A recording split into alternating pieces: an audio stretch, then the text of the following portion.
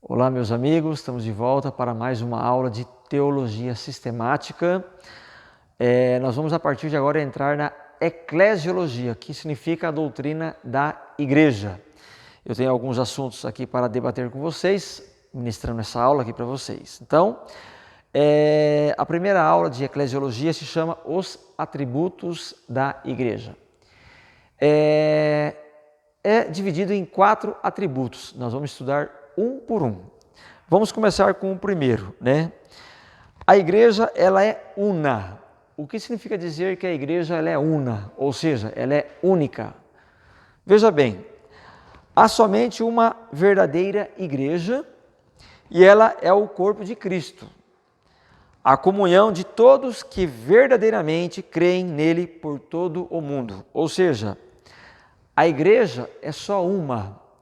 Hoje nós temos muitas igrejas, nós temos a igreja presbiteriana, a igreja batista, a igreja metodista, a Assembleia de Deus, a igreja católica, igreja anglicana, igreja ortodoxa, né?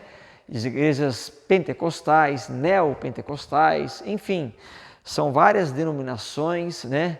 São várias igrejas, tanto evangélicas como consideradas católicas, né?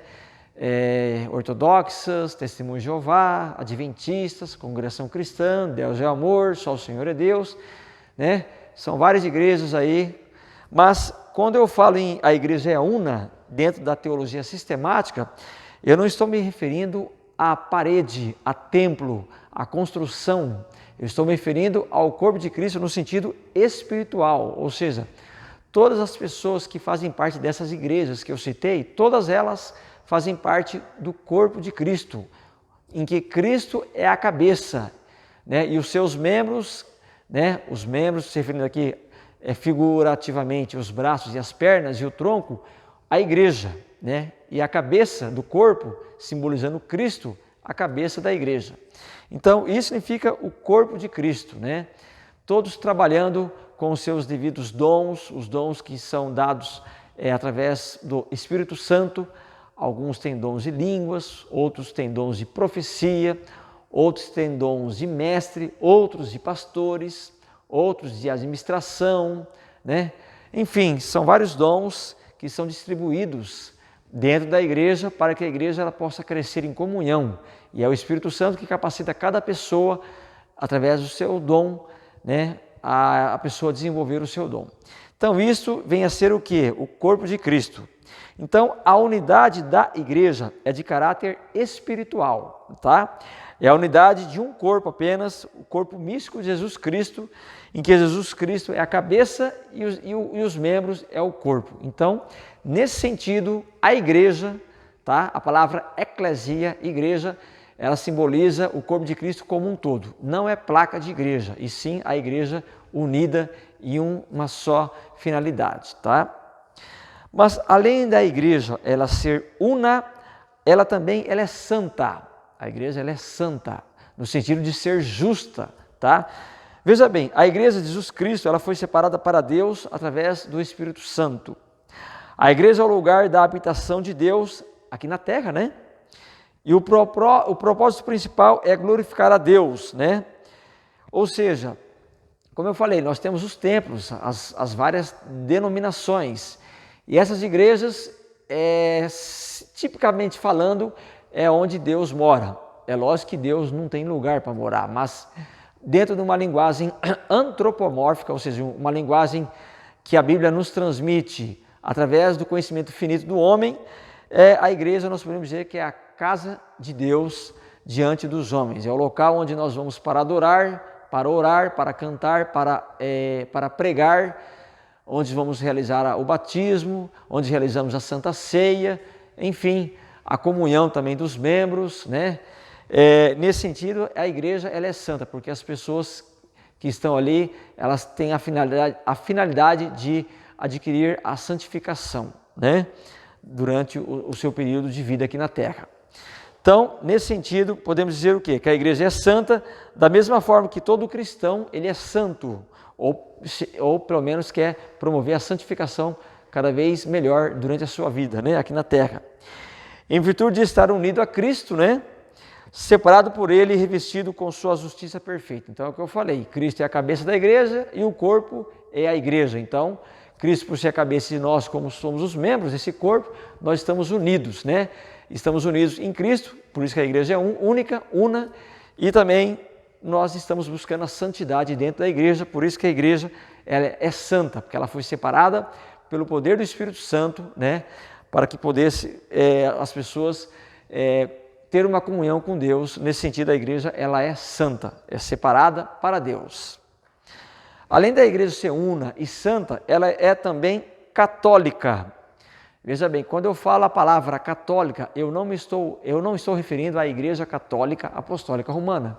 Eu estou me referindo ao termo católico no sentido universal. Então, a igreja ela é nesse sentido universal. Como assim? Então, vamos lá. A igreja existe além das barreiras de idioma, tá? Além das barreiras de cultura, de nacionalidade, né? E ela se estende pelos tempos desde o Pentecostes até a eternidade. Então, olha só que interessante. O sentido universal aqui é que essa igreja, ela vai desde... se formos pegar a Bíblia e estudar a Bíblia, o termo igreja, ela começa lá no Pentecostes, mas a origem da raiz, eclesia, vem do hebraico, tá? E que vem da palavra congregação, lá da época de Moisés. Por que eu falo isso? Porque quando a Septuaginta, a Septuaginta é a Bíblia em grego do Antigo Testamento, né? Em que nós tivemos no ano de 250 a 300 antes de Cristo, cerca de 70 e poucos judeus, né? Vamos dizer assim, que conheciam o grego, né? O grego helênico, né? O grego clássico da época, antes de Cristo, antes de ter o Novo Testamento, portanto, 300 anos antes do nascimento de Cristo. Eles pegaram a Bíblia hebraica, tá? Pegaram a Torá, que são os 5 primeiros livros da Bíblia, os livros históricos, proféticos, né? Os livros poéticos do Antigo Testamento, e eles traduziram a Bíblia hebraica e algumas passagens da Bíblia hebraica que está em aramaico, eles traduziram para o quê? Traduziram para o grego clássico, tá? E aí a palavra igreja em grego é eclesia. E essa palavra eclesia em grego traduziu o termo congregação do hebraico, né? Traduziu o termo congregação para igreja. Então, dentro da concepção, da tradução do Antigo Testamento para o grego, eles usam o termo eclesia, o termo igreja, lá no Antigo Testamento.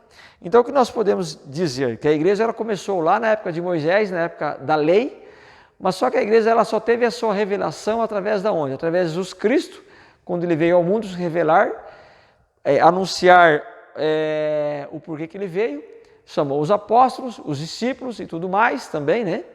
E aí no Pentecostes veio o Espírito Santo e desceu fogo, né? Conforme fala o livro de Atos dos Apóstolos, e a partir daquele momento houve uma expansão da igreja, né? Então, nesse sentido, a igreja ela teve uma expansão, mas a igreja, dentro da palavra grega eclesia, ela já começa lá no Antigo Testamento, mas teve a sua revelação e a sua expansão, a sua divulgação, né? No momento lá do livro de Atos dos Apóstolos, né? Depois da morte de Cristo, tudo mais, começou ali, né? No sentido bíblico. Então, eu vou ler aqui. A igreja, ela é invisível. A igreja invisível é a real igreja católica, universal, porque inclui todos os crentes de todas as épocas e tem seus membros em todas as nações do mundo. A igreja invisível no sentido são aqueles verdadeiros crentes durante a história da igreja. A maioria já morreu, mas tem os de hoje, os verdadeiros crentes. Infelizmente, nas igrejas nós temos o joio no meio do trigo. Né?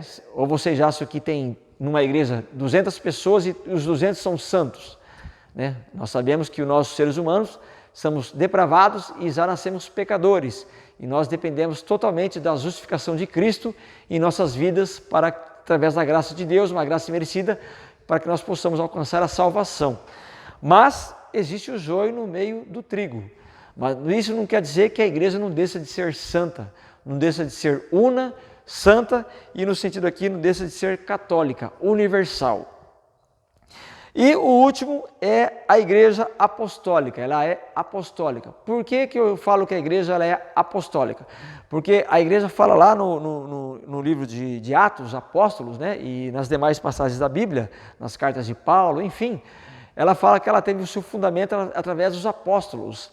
Então os apóstolos foram, vamos dizer assim, aqueles que fizeram com que o termo igreja, né, ela viesse a crescer, porque até então nós tínhamos só apenas igreja espiritual, e a partir do momento começou a termos a construção dos templos, e foram os apóstolos, né, através de Paulo, de Lucas, né, de Lucas não era apóstolo, mas ele era um evangelista, através de Pedro, de João, enfim, dessas pessoas, Barnabé, os apóstolos que andaram com Cristo, eles começaram a fundar igrejas, a igreja de Éfeso, a igreja de Esmirna, de Pérgamo, de Tiátira, de Laodiceia, né, de Tessalônica, de Coríntios, né, a igreja de Gálatas, enfim, as igrejas elas foram surgindo ali no século I, lá pelo ano 50, né, e aí foi se expandindo até hoje, né, no caso, né. Então o que acontece? A igreja ela é apostólica pelo fato de ter sido plantada por quem? Por eles, pelos apóstolos, e por aderir aos ensinamentos que eles ensinaram, porque eles receberam isso de Cristo e foram totalmente, através do Espírito Santo, capacitados para isso. Então, a igreja ela é única, santa, santificada, católica, universal e apostólica, teve o fundamento baseado nos ensinos dos apóstolos. Bom, essa igreja que tem esses 4 atributos, nós temos que identificar o seguinte: nós temos a igreja invisível, mas nós temos também a igreja visível. Como assim igreja invisível e igreja visível? Então vamos entender. Vamos começar com a igreja invisível. Veja bem, ela é formada por todo o número de eleitos, que foram os eleitos em Cristo, que já morreram no caso, né? Que são os eleitos em Cristo que estão vivos aqui na terra também, ou que serão aqueles eleitos que ainda vão nascer. Então, o sentido de igreja invisível significa dizer que é o corpo de Cristo daqueles que já morreram, daqueles que estão vivos hoje e daqueles que ainda vão nascer. Então, nesse sentido, a igreja ela é invisível, porque é no sentido de que muitos já morreram, né, e estão agora reinando com Cristo, né, na glória celestial, justamente que eu estou falando dos eleitos quando eu falo o termo eleitos, eu estou me referindo àqueles que vão ser salvos, que são os da igreja. Né, os que vão ser salvos, tá? Nós temos os salvos e temos os ímpios, né?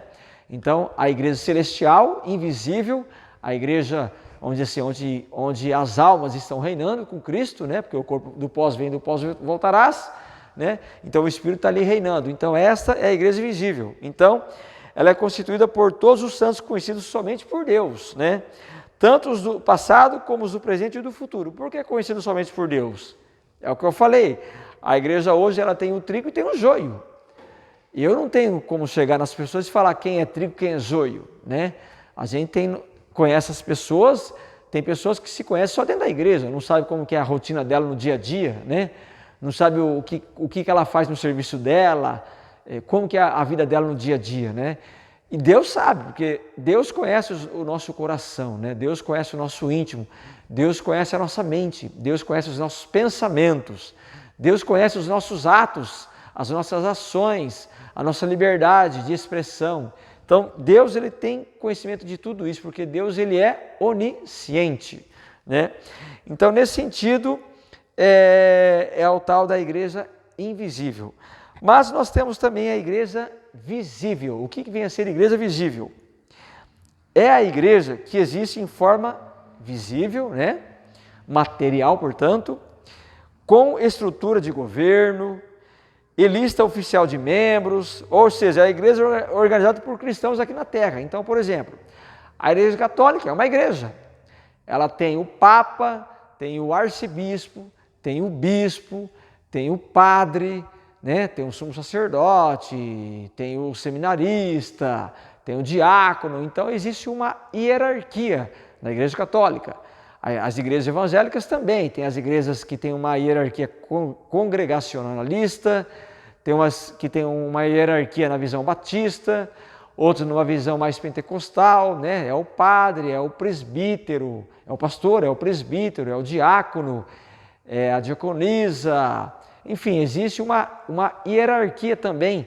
Cada igreja tem a sua norma, o seu governo, a sua forma de comandar, vamos dizer assim, as questões internas, políticas, sociais, culturais, né? Filosóficas, teológicas, né? Sociológicas, dentro da determinada denominação. Então, isso é o sentido de explicar o que vem a ser uma igreja visível, tá? Então, é interessante também que nós temos que ver que tem a igreja local, que é aquela igreja daquele bairro, naquele espaço, né? E tem também não só a igreja local, a igreja universal, que ela tem a igreja que abre em várias cidades, em vários países, né? Então você pega, por exemplo, a Igreja Universal do Reino de Deus, é uma igreja que tem em vários lugares, em outros países, igreja batista, metodista, tal. E tem aquelas igrejas pequenininhas que geralmente tem numa cidade ou na outra, né? Agora veja bem, a Igreja Universal, ela é composta por todos os crentes de todos os lugares no planeta Terra. Então agora, quando eu falo universal aqui, estou me referindo à igreja que existe em todos os cantos, né? É lógico que no Ocidente nós temos o cristianismo muito mais forte do que no Oriente. Por quê? Porque no Oriente nós temos o sintoísmo, o budismo, o hinduísmo, o islamismo, o próprio judaísmo, tem outras facções, vamos dizer assim, de religião, tá? De religiões comparadas. Mas o cristianismo, que é o estudo que estou me referindo, ela tem mais no Ocidente, né? Então é na Europa Ocidental e na América, né? Então, nesse sentido, a igreja é composta por todos os crentes de todos os lugares do planeta Terra. Então é lógico que nós temos igrejas evangélicas lá no Japão, na China, tal, tá? São igrejas que são perseguidas, são igrejas que geralmente os países asiáticos eles não concordam, né? São igrejas que têm uma dificuldade imensa para poder crescer, né? Por exemplo, a África, tem alguns países da África que não aceitam, né? E tem outros países da África que é mais aberto. A Angola, por exemplo, é um país aberto. A Coreia do Sul é aberto, mas a Coreia do Norte não. Então, dependendo do país em que vai ser aberta uma igreja cristã, dentro do cristianismo, né? Existe esse problema. Mas é aquela que é composta por todos os crentes de todos os lugares espalhados pelo planeta Terra, tá? E a igreja local, ela é constituída por um grupo de cristãos reunidos em um determinado lugar para promover a comunhão, a oração, a adoração e tudo mais. Então é aquela igreja, tem a igreja metodista da cidade de Arapongas, só da cidade de Arapongas. Tem a igreja batista da cidade de Arapongas. Tem a igreja presbiteriana do Brasil, independente, renovada, só da cidade de Arapongas. Então só está ali. Então se você for falar para a cidade, seria isto. Se você for falar por região metropolitana, seria aquelas cidades, as igrejas metodistas da região metropolitana de Londrina. As igrejas batistas da região metropolitana de Londrina, e assim vai. Isso é denominado de igreja local. Bom, então resumindo esse assunto, nós tivemos os atributos da igreja, que ela é una, santa, católica e apostólica. Nós também tivemos o sentido de entender a igreja invisível, a igreja visível e também a igreja universal e a igreja local, tá? Esse tema dessa aula de agora, não só dessa aula, mas todas as aulas que eu estou passando aqui para vocês, tem no meu livro de Teologia Sistemática. Muito bem explicado, muito bem detalhado. Obviamente que quem já tem o livro vai poder ler os capítulos ali para poder entender melhor a aula, né? Mas nada impede de que vocês venham a compreender através também da aula aqui, vídeo que eu estou passando aqui para vocês, ok? Bom, até a próxima aula então. Um abraço.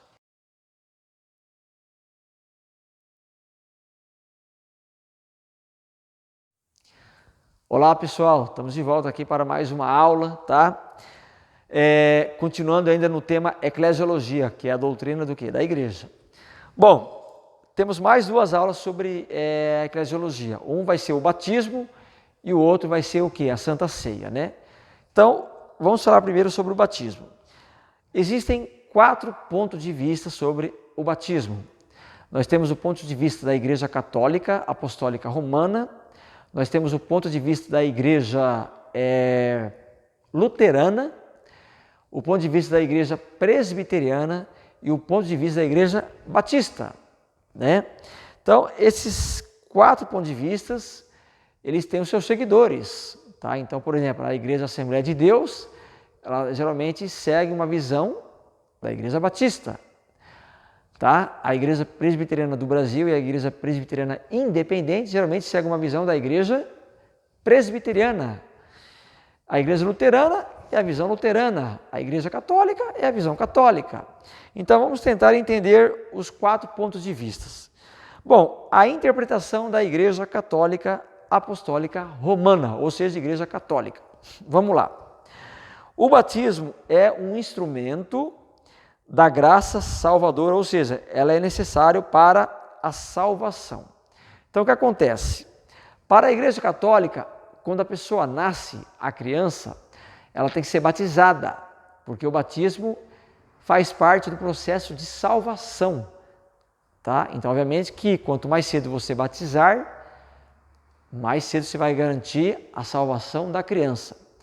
Porque se a criança nasce e não é batizada e ela vem a morrer, o que acontece? Segundo a visão católica, essa criança não vai ser salva, tá? Então, veja só, a Igreja Católica a Igreja Católica, tá? Que o batismo é necessário para o quê? Para a salvação, e que o ato do batismo em si traz a regeneração. Portanto, o batismo é um meio pelo qual a igreja confere graça à pessoa que está sendo batizada, à criança, né?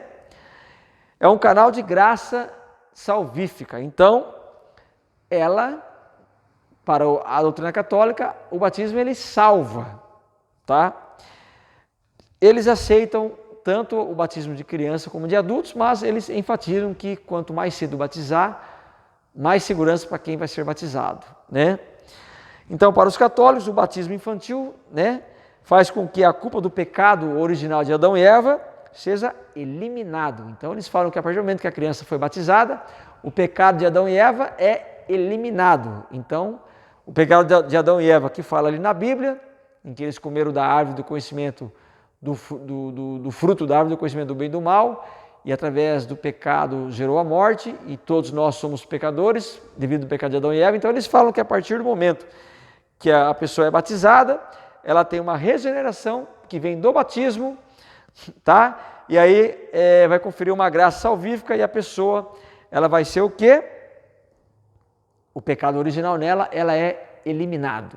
Então ela só vai ter os pecados veniais, os pecados culturais, os pecados sociológicos, os pecados comuns, naturais do dia a dia. Mas o pecado de Adão e Eva, dentro da visão católica, é eliminado, tá? Então, o batismo, resumindo, o que ela faz? Ele gera uma lavagem, né? Elimina o pecado original de Adão e Eva, a pessoa é regenerada através do batismo, e isso vai levar a pessoa a ter uma vida de santidade, e ela vai ser salva. Obviamente que para o batismo, quando a pessoa morre, vai no purgatório, fica um período e depois gera salvação.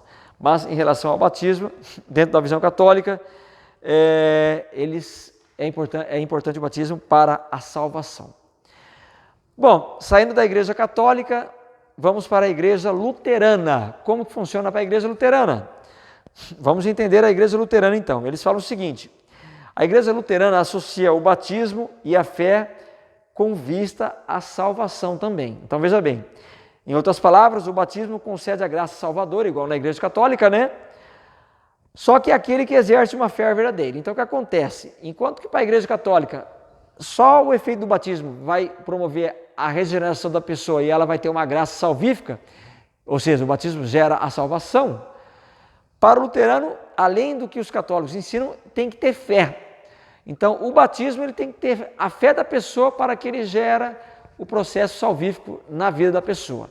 Então, só o batismo em si na igreja luterana não salva, mas o batismo com a fé, aí salva. Então, veja bem, requer fé salvadora da parte de quem está sendo batizado. Então, quem está sendo batizado tem que ter fé, né? Para que o batismo venha a ser eficaz em si mesmo, ou seja, o batismo serve como meio de obter a graça, né? Então, o batismo vai ser, através do batismo, a pessoa vai obter a graça, mas para isso a pessoa tem que ter fé. Agora, uma pergunta: se a pessoa tem que ter fé para receber essa graça e ser salvo, como que a criança vai ter fé, um recém-nascido? O que os luteranos falam sobre isso? Eles falam o seguinte, que no caso das crianças, o Espírito Santo usa o batismo das crianças para produzir nas crianças a fé e levá-las à salvação. Então, a criança recém-nascida ela não tem fé, mas o Espírito Santo vai capacitar essa criança que está sendo batizada a adquirir a verdadeira fé e ser salva. Isso dentro da visão da Igreja Católica, aliás, da Igreja Luterana, tá? Então, eles sustentam a regeneração batismal igual na Igreja Católica, né? E falam que a salvação do batismo ela ocorre, mas desde que a pessoa tenha fé. Isso é o ensino da Igreja Luterana, ou seja, visto que os luteranos consideram o batismo junto com a fé como um meio de salvação, ele tem de ser um meio de comunicar os méritos de Cristo para a remissão dos pecados, né? E a regeneração interior da alma. Ou seja, para a Igreja Católica o pecado original é eliminado, para a Igreja Luterana o pecado original não é eliminado, mas aqueles pecados veniais do dia a dia são eliminados e aí isso vem através do batismo desde que a pessoa tenha fé. Então, a católica e a luterana. Mas agora nós temos duas linhas consideradas mais evangélicas, que é a presbiteriana e a batista. Vamos primeiro para a igreja presbiteriana ou visão reformada, que é adotado pelas igrejas presbiteriana tradicional, presbiteriana do Brasil, presbiteriana independente, né? Então vamos lá. Para a visão presbiteriana ou reformada, o batismo ele é paralelo à circuncisão. Então o que acontece? Lá no Antigo Testamento, Deus fez um pacto com Abraão, lá no livro de Gênesis, né?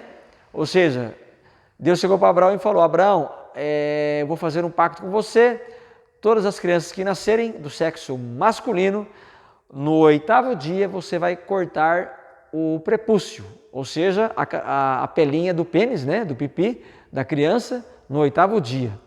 Então isso foi um pacto que Deus fez com Abraão, tá? E o povo de Israel tinha que seguir esse pacto, tá?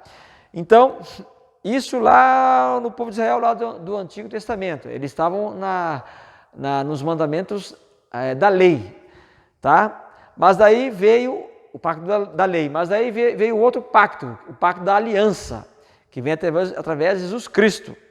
Então Jesus Cristo vem e é batizado por João Batista, tá? Então o que acontece? A partir da morte de Jesus e da sua eventual ressurreição, as pessoas começavam a ser batizadas nas águas.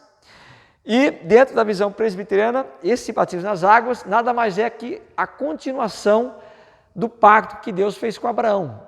Ou seja, a circuncisão do Antigo Testamento se refere ao batismo nas águas do Novo Testamento. Então veja bem, no Antigo Testamento, a circuncisão, ou seja, a circuncisão que era ministrada a todas as crianças israelitas do sexo masculino, quando elas completavam 8 dias de vida, tinha que cortar o prepúcio, né? Era o sinal externo de ingresso na comunidade da aliança da lei. Já no Novo Testamento, o sinal externo de ingresso nessa comunidade da aliança da graça é através do batismo. Então o batismo é equivalente à circuncisão. Isso dentro da visão reformada, dentro da visão presbiteriana. Então crianças e adultos podem ser batizados, assim como na Igreja Católica, na Igreja Luterana, na Igreja Presbiteriana também, crianças e adultos podem ser batizados, tá? Então, os meninos nascidos no povo de Israel deveriam ostentar um sinal exterior de que faziam parte do povo de Deus, e esse sinal era a tal da circuncisão, né? Então, o batismo das crianças deve ser visto como uma prática à circuncisão, né? Um sinal de que a criança pertence à comunidade da aliança da lei. Então, o batismo é a iniciação na aliança e um sinal de salvação. Agora, veja bem, para a Igreja Católica, o batismo ele salva, elimina o pecado original de Adão e Eva, e a pessoa é regenerada e vai ter, pela graça salvífica, a sua regeneração e a sua salvação. Para a igreja luterana, o batismo ele salva, desde que a pessoa tenha fé, tá? Só que na igreja luterana o pecado original permanece, diferente na igreja católica que o pecado original é eliminado.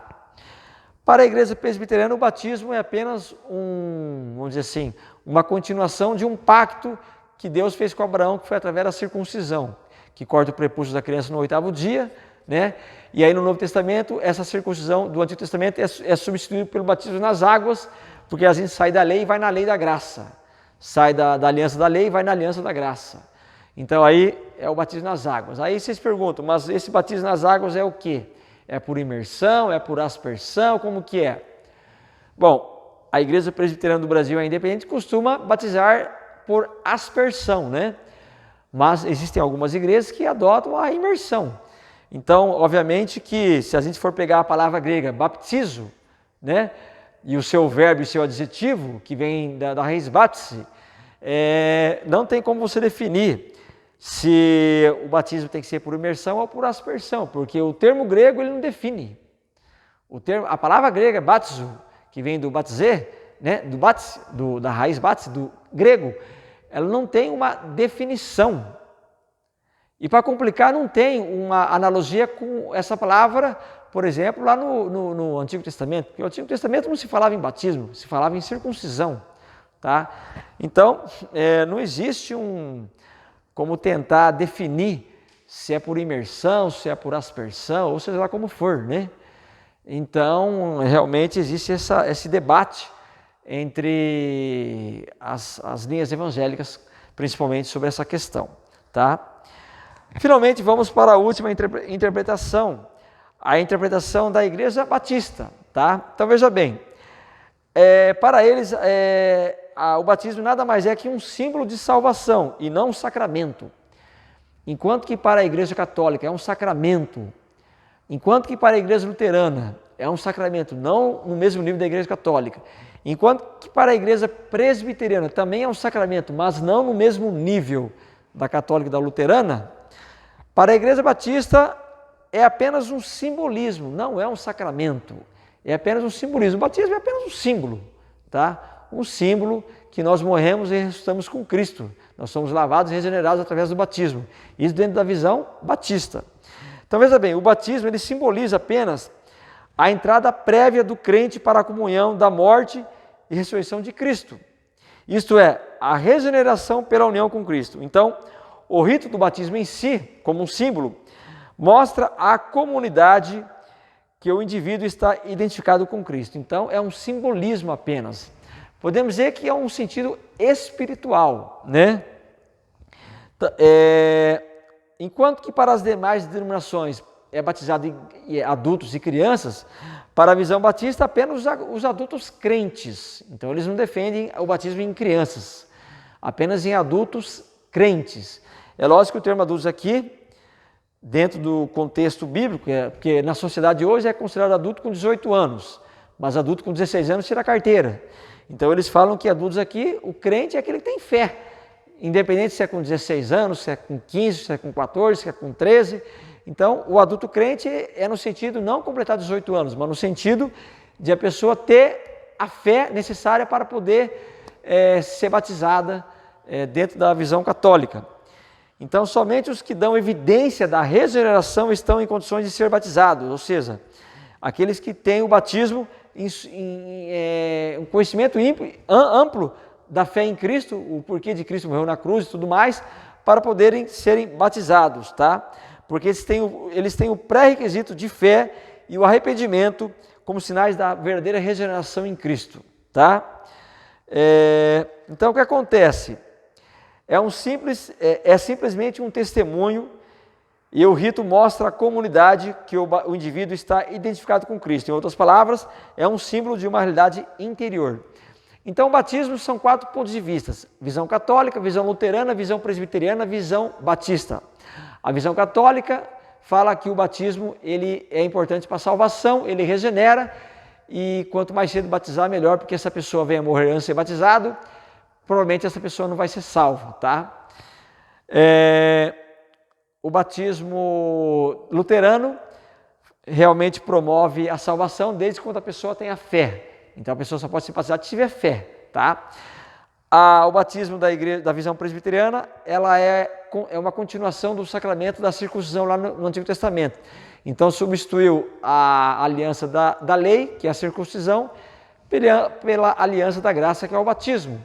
Isso dentro da visão da presbiteriana. Também é um sacramento, mas não salva, não elimina o pecado original, no sentido de ser um sacramento em continuidade com a aliança lá do Antigo Testamento. E para a Igreja Batista, não existe nenhum sacramento, é apenas um simbolismo, simbolizando que o batismo significa que você morreu com Cristo e ressuscitou com Cristo. Obviamente que para a Igreja Católica, a Igreja Luterana e a Igreja Presbiteriana, o batismo pode ser tanto por imersão como por aspersão. Mas para a Igreja Batista, o batismo tem que ser por imersão, porque simboliza que você morreu com Cristo, foi lá embaixo e ressuscitou com Cristo. Então, nesse sentido, eles usam o termo imersão. E como eu falei, a palavra grega batso não tem, através da origem, da raiz da palavra grega batso, não tem como você definir se é por imersão ou por aspersão. Inclusive, os textos da Bíblia que falam sobre batismo, você não tem como definir se é por imersão ou aspersão. A Bíblia fala que Jesus entrou lá no rio para ser batizado. Ele foi batizado e o Espírito Santo desceu sobre ele, né? E Deus falou, esse é meu filho em quem me comprazo. Mas ali o texto em si não fala se ele mergulhou ou se ele não mergulhou. Enfim, realmente é uma questão meio difícil de discernir. Tá? Eu prefiro não opinar, né? Não defendo nem a aspersão, não defendo nem a imersão também. E com relação ao batismo ser infantil ou adulto, eu também não defendo nenhum ponto de vista, nem infantil, porque de tudo que eu já estudei sobre esse assunto na Bíblia, eu não consegui me definir aonde a gente pode chegar, né? Em que sentido nós podemos afirmar. Não tem como eu afirmar que o batismo tem que ser por imersão, ou que o batismo tem que ser por aspersão, e não tem como eu afirmar também que o batismo tem que ser credo batismo adulto ou fé do batismo infantil, né? Então, realmente é um diálogo em aberto, tá? Que, independente do texto que você citar, independente das palavras gregas que você pesquisar, não vai ter uma resposta satisfatória, porque a divergência é muito grande e não existe nada assim ainda definido, se é que vai ter algum dia, né? Porque nós estamos em pleno século XXI e até agora não existe nada definido sobre isso. Pelo menos nos dicionários da Bíblia não tem nada definido sobre isso. Ok? Bom, até a próxima aula, ainda em Eclesiologia, que vai ser sobre a Santa Ceia, a Eucaristia. Até lá!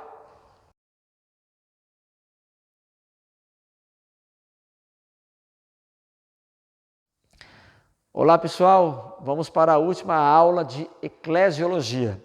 Falamos na primeira aula em Eclesiologia dos atributos de Deus, né? A Igreja Una, Santa, Católica, Apostólica, a Igreja Visível, Invisível, Igreja Universal e Local. Falamos também sobre os 4 pontos do batismo, católico, luterano, presbiteriano e batista. Mas agora vamos falar sobre a ceia do Senhor, que também constitui de 4 pontos de vista. O ponto de vista católico, o ponto de vista luterano, zwingliano e reformado. Né? Então vamos começar. Vamos começar com a visão católica. Veja bem, para os católicos, quando o padre está ali erguendo a hóstia, e erguendo a taça de vinho, né, vamos dizer assim, suco de uva ou vinho, depende, né? Vamos colocar como vinho, né? Então o que acontece? Para a Igreja Católica, aquele corpo, né, aquela hóstia que está sendo levantada e sendo consagrada durante o culto, durante a missa na igreja, ela se transforma do pão, a hóstia, para o verdadeiro corpo de Cristo. E da mesma forma o vinho que está sendo levantado ali, ele se transforma de um simples vinho no sentido real de sangue de Cristo. Isso se chama transubstanciação. A palavra trans significa mudança, mudança de forma, transubstanciação, mudança da substância. Então, o corpo de Cristo, o pão é o corpo de Cristo. O vinho se transforma no sangue de Cristo. Por isso o termo transubstanciação. Então vamos lá. Transubstanciação, ou seja, por meio da consagração do pão e do vinho, né? ocorre a transformação de toda a substância do pão para a substância do corpo de Cristo, né? E a substância do vinho para a transformação no sangue de Cristo, que é o que eu falei para vocês, né?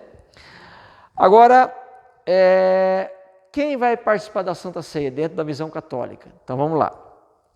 Somente os membros da igreja podem participar da Santa Ceia, sendo que a hóstia, significando o pão, é oferecido para os fiéis, enquanto que o cálice, como o vinho, não é dado aos fiéis, por temerem que o sangue de Cristo fosse derramado durante a ceia, gerando com isso uma profanação do sacramento. Então o que acontece? Você está lá vendo o padre, ou o sacerdote, ou o bispo, ou o papa, né? O papa está lá, o padre está lá erguendo a hóstia, simbolizando o corpo de Cristo, e essa hóstia é transformada, né, no corpo de Cristo, no sentido real. É um sacramento real, não é espiritual, é real. E aí é para os membros da igreja, tá? E aí tem lá o cálice, que é o vinho que simboliza de uma forma real o sangue de Cristo. Só que o vinho não pode ser passado para os membros da igreja, porque vai que um membro da igreja pega aquele copinho de vinho, igual é comum nas igrejas evangélicas, e sem querer ele derruba no chão. Aí está sendo profanado o sacramento. Então, a Igreja Católica acredita nisso, defende dessa forma, e isso já vem lá da antiguidade, né? Essa visão adotada pela Igreja Católica. Então, quando o sacerdote consagra os elementos do pão e do vinho, né, ocorre uma mudança metafísica em que as substâncias do pão e do vinho são transformadas na carne e no sangue de Cristo. Então, no momento da consagração, Cristo está fisicamente presente. Então, ou seja, se Cristo morreu na cruz uma única vez há 2000 anos atrás, mas para a visão católica, toda missa ele está sendo sacrificado.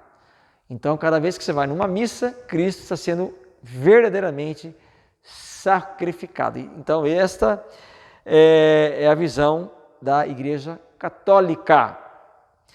Mas vamos entender agora a visão da Igreja Luterana.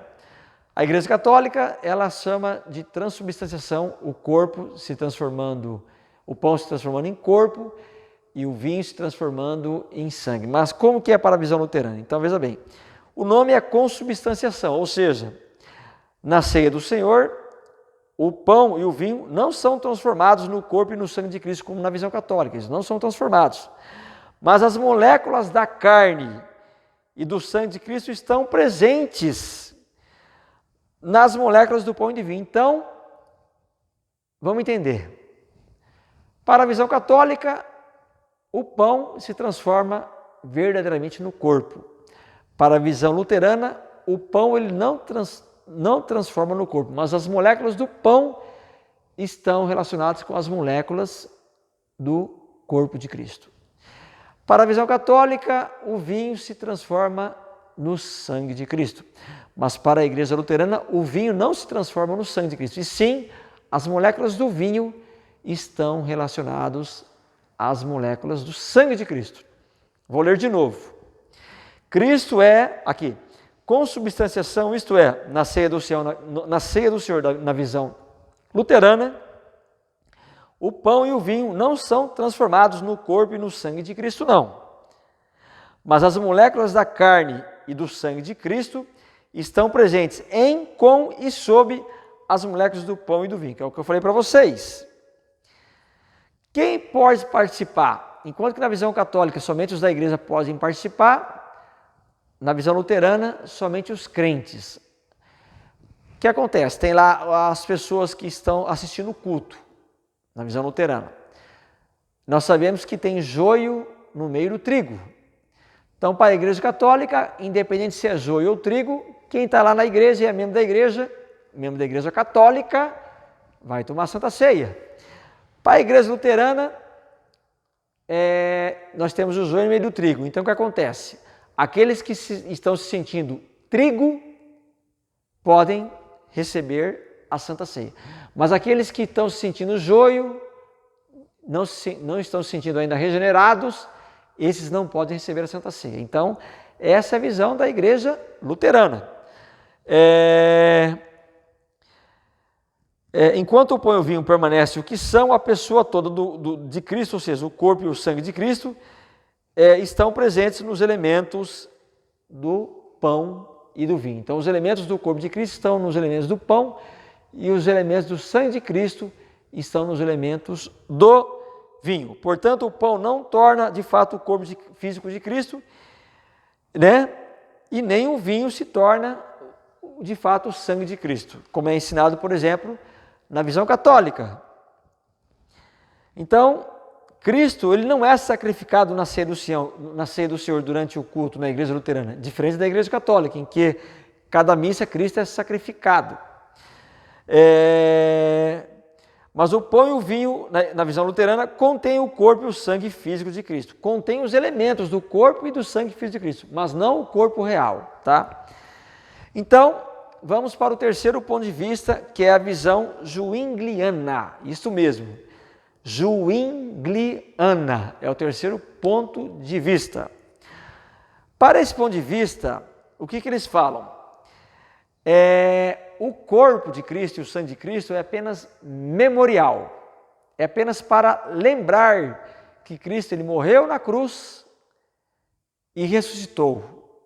Então, a Santa Ceia, a Eucaristia, vamos dizer assim, na visão zwingliana, ela não é no sentido real, como na visão católica, ela não é no sentido de consubstanciação, ou seja, os elementos presentes durante a ceia, mas ela é apenas memorial, apenas de lembrança. Então, veja bem, memorial, isto é, na ceia do Senhor, nós temos uma refeição memorial, tá? Memorial, na qual a igreja recorda e proclama a morte de Cristo. Nela os cristãos se alimentam de Cristo, mas apenas no sentido de lembrança, tá? Tal como na igreja luterana, apenas os crentes podem participar. Então, apenas aqueles que se sentem regenerados podem participar da ceia do Senhor, tá? Então, não é literal, ou seja, na igreja católica é literal, na igreja luterana não é literal, mas os elementos estão presentes. E na igreja, na visão zwingliana, ela não é literal, tá? Pois o pão e o vinho são meramente símbolos do corpo e do sangue de Cristo, são apenas memoriais, símbolos, lembranças, né? Cristo não está presente nos elementos, portanto. Então, dentro da visão zwingliana, qual é a igreja que defende a visão zwingliana? Geralmente, a visão zwingliana é defendida pela igreja metodista e pela igreja batista. Mas isso não quer dizer que nós não tenhamos pessoas da igreja presbiteriana que defendem, ou pessoas até mesmo da igreja, vamos dizer assim, de outras denominações, pentecostais, neopentecostais, que defendem. Mas geralmente as igrejas metodistas e as igrejas batistas defendem a visão zwingliana. Vamos agora para o último ponto de vista, a visão reformada, tá? A visão reformada que geralmente é adotada pela Igreja Presbiteriana do Brasil e a Igreja Presbiteriana Independente. Mas tem alguns metodistas, alguns batistas e também alguns assembleianos que também adotam tanto a visão zwingliana como podem adotar também a visão reformada em relação à Santa Ceia. Como que é na visão reformada? Veja bem, pelo fato de Calvino ter ensinado acerca da ceia, uma posição intermediária entre Lutero e Zwinglio, ou seja, embora Cristo esteja nos céus à destra do Pai, a ceia não é mero símbolo não, né? Mas é um meio de verdadeira participação em Cristo. Então, ela é espiritual, ela não é memorial. A ceia não é memorial de lembrar que Cristo fez isso por nós e por você. Ela é espiritual. Ela é uma mistura dos elementos presentes de Cristo durante a ceia com a parte memorial. Então, se torna espiritual. Olha só, somente os crentes podem participar, né? Ou seja, somente aqueles crentes que se sentem regenerados podem participar da ceia. Então, enquanto que na Igreja Católica apenas quem é católico participa, para o método zwingliano, reformado e luterano, apenas os crentes que se sentem regenerados podem participar da ceia. Mas olha só que interessante, não é literal também, né? Tanto como a zwingliana, a reformada não é literal, tá? O corpo não está presente, nem o sangue, pois Cristo está presente na ceia do Senhor, mas não de forma física e nem de forma elementar. A sua presença na ceia do Senhor é apenas espiritual e dinâmica. Ou seja, entrou um termo aqui, o termo dinâmica. O que acontece? Enquanto que para o método zwingliano, a ceia do Senhor ela é apenas memorial, ela é passiva. Para o método reformado, ela é espiritual, ela é dinâmica, ela é ativa. Então, o zwingliano, eles falam que a ceia do Senhor ela é memorial, apenas para lembrar, e ela é passiva, é um símbolo. Para o método reformado, ela não é um símbolo, ela é no sentido espiritual, no sentido ativo, dinâmico e no sentido não de lembrança, mas que realmente, vamos dizer assim, a presença de Cristo está ali, reunido ali durante a ceia, mas é uma presença espiritual e dinâmica, tá? Então veja bem, Cristo não está literalmente presente nos elementos. Ele está presente espiritualmente na participação dos elementos. Então, vamos entender para encerrar essa aula. Vou até fechar a apostila aqui. Fechei a apostila. Vamos lá, eu e vocês agora, diretamente com vocês. Santa Ceia, 4 pontos de vista: católico, luterano, zwingliano e reformado. Igreja Católica, o corpo de Cristo se transforma no quê? O pão se transforma no corpo de Cristo, físico, real. O vinho se transforma no sangue de Cristo, físico, real. Transubstanciação. O pão e o vinho se transformam no corpo e no sangue de Cristo. É literal, é real. Visão luterana. O pão contém elementos do corpo de Cristo. E o vinho contém elementos do sangue de Cristo. Então não é transubstanciação, não é transformação, é consubstanciação, ou seja, está presente os elementos do corpo e do sangue de Cristo no pão e no vinho. Luterana, digamos que seja literal, mas também não literal, porque não é igual à visão católica, tá? Zwingliana é apenas memorial, então não é literal, ou seja, o pão é para lembrar do corpo de Cristo e o vinho é para lembrar do sangue de Cristo, ou seja, para lembrar do corpo e do sangue de Cristo, do que Ele fez por nós na cruz. Então é apenas um simbolismo, é apenas memorial, é passivo, não tem ação, não é dinâmico, é apenas para a memória, para a lembrança. Já na visão reformada não é literal também, mas os elementos do corpo de Cristo e do sangue de Cristo estão presentes durante a ceia, mas é uma ceia espiritual. Mas por os elementos do corpo e do sangue estarem presentes durante a ceia, ela não é memorial, ela não é passiva, ela é ativa, ela é dinâmica, ela é não literal, só que ela é espiritual. Então esta é a visão da igreja reformada. Então são 4 pontos de vista, tá? Na ceia do Senhor. Obviamente que cada igreja vai defender a sua visão, só lembrando que a igreja católica é só os católicos que defendem o ponto de vista deles, a igreja luterana é só os luteranos que defendem o ponto de vista dele. As demais igrejas evangélicas estão divididas entre o método zwingliano e entre o método reformado. Então seria isso, ok? Bom, até o próximo tema, que vai ser escatologia, né? De tudo que nós já estudamos, só falta agora falar sobre escatologia. Até lá, um abraço para todos vocês.